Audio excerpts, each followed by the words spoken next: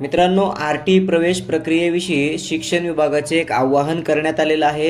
यामध्ये त्यांनी सांगितलेलं आहे, पैशांची मागणी जर झाली तर अशा वेळेस लेखी तक्रारीची गरज आहे।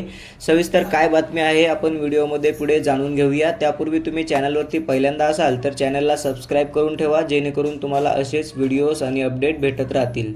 मित्रांनो, नाशिकमधनं ही बातमी आहे। सर्वांना शिक्षण हक्क कायद्याअंतर्गत पहिली सोडत जाहीर झाल्यानंतर शालेय प्रवेश प्रक्रिया ही सुरुवात झाली असताना काही शाळांकडून पालकांकडे पैशांची मागणी होत असल्याच्या तक्रारी करण्यात येत आहेत। तर असा प्रकार घडत असल्यास पालकांनी शिक्षण विभाग, गट शिक्षण अधिकारी यांच्याकडे लेखी तक्रार करावी, असे आवाहन आपल्याला शिक्षण विभागाच्या वतीने करण्यात आलेलं आहे। तर ज्या काही शाळा, ज्या काही विभागामध्ये, ज्या काही जिल्ह्यामध्ये असे प्रकार घडत असतील, शाळा आर.टी.मध्ये नंबर लागल्यानंतर देखील पालकांकडून पैसे जर मागत असतील, तर तुम्ही याबाबतची तक्रार, लेखी तक्रार शिक्षण गट अधिकारी किंवा शिक्षण विभाग यांच्याकडे तुम्ही लेखी स्वरूपात तक्रार करावी, असं आवाहन शिक्षण विभागाच्या वतीने करण्यात आलेलं आहे। काही शाळांकडून पालकांची प्रवेश शुल्कावरून अडवणूक होत आहे।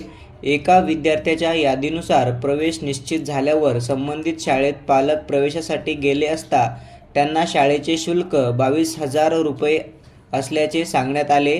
राज्य सरकार आम्हाला 18,000 रुपये देते, तुम्ही 4,000 द्या, असे सांगण्यात आले। पालकांनी शुल्क भरण्याची तयारी दर्शविताना शुल्काची आखणी कशा पद्धतीने केली याची रितसर पावती मागितली। शाळेने केवळ शुल्क भरा हा तगादा लावला, अशा काही तक्रारी येत असताना पालकांनी लेखी तक्रार करावी, असे आवाहन शिक्षण विभागाने केलेले आहे। सर्वांना शिक्षण हक्क कायद्याअंतर्गत प्रवेश प्रक्रिया सुरू झाली आहे। पालकांना कुठेही शुल्क भरायचे नाही। कुठल्याही शाळांकडून अशी शुल्काची मागणी झाली असेल तर गट शिक्षण अधिकारी किंवा संबंधित गट विभागाकडे लेखी तक्रार करावी, त्यानुसार पुढील कार्यवाही करण्यात येईल।